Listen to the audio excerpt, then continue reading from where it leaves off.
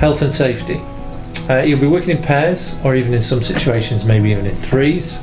That doesn't mean you have to knock on each door as a pair. You can knock on doors separately. All we would ask is that you stay in eye contact with whoever else you're working with for your own safety. We ask that you do something called dynamic risk assessment, and all that means is check out what you're doing, what doors you're knocking on, and if you don't feel safe about something, don't do it. Prior to going out, the lead officers should inform you of any particular addresses where there's an issue, so we don't want you knocking on any doors that might be of a danger to you or of a risk.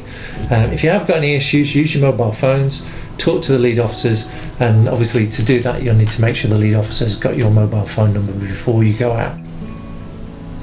So what will you do on the actual day when you're doing the survey? The procedure goes as follows. Firstly, you'll knock on the door, obviously, and introduce yourself and explain why you're there. Step 2 then is the actual survey, which you'll carry out on a mobile device that you've been given. It only takes a few minutes. It's not as complicated as some of the previous ones, and if you've got any questions about that, we'll be quite happy to explain how it works on the day. So don't worry about that. There'll be plenty of people around to help you. Step 3, if relevant, give the customer a postcard to invite them to a local digital event. Step 4, if no one answers the door, then simply post that postcard through.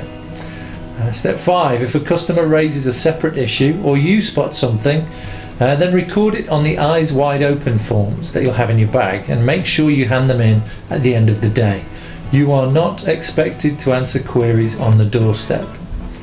Step 6, when you've finished, ring the lead officer to let them know and come back to the designated base. Report in and give the bags in, etc. It's important that you report back. Please don't just go off home. For health and safety reasons, we need to know how many people go out, and we need to make sure that they all come back safely at the end of the day.